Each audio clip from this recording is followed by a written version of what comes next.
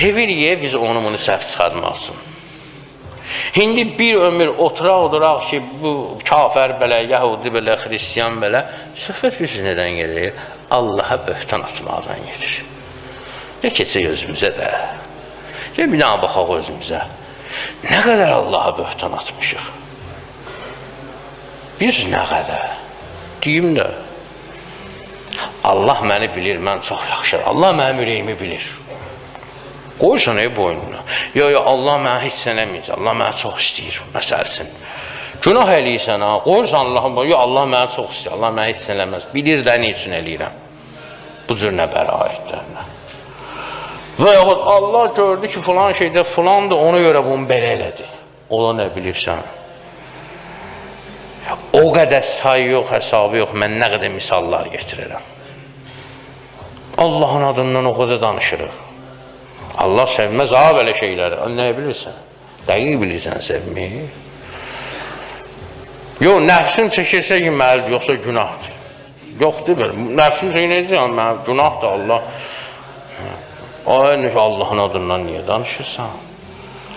Məyər biz böhtan atmırıq Allaha, o qədər. Yanımızda böhtan atmırlar, o qədər. Adamın özünə böhtan atanda adam yanıb da ki, böhtü bilirsiniz də nədir? Böht. Şok deməkdir. Şoka düşmək, komaya düşmək. Böht. Məni böht apardı. Şoka düşdüm. Böht o deməkdir. Qovsi Təbrizinin də səhv eləmirəmsə. Deyir ki, sınıq səbuda su qalmaz. Səbu kuzəyə deyərlər də, sınıq kuzədə su qalmaz. Sınıq səbuda su qalmaz. Mey qərar tutmaz. Şikəstə yəni sınıq, şikəstə qəlbimə böhtəm ki, qan elən doludur.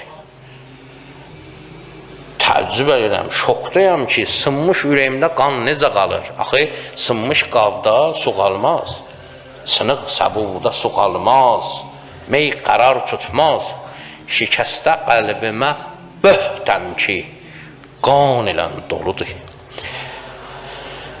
Böhtan ondandır. İnsan insana böhtan atanda böht aparır ki, çaşıb qalır ki, öz-özünə şübhələnir. Bəlkə eləmişəm mən bunu. Bu dərəcədə böhtana düşür insan ki, şoka düşür ki, bu nə danışır? Eləmədiyim şeyi mənə deyir. Təsəvvür elə, insan insana böhtan atan insan necə yanıb tökülər? İndi insanın cəsarətinə baxı, Allaha böhtan atır.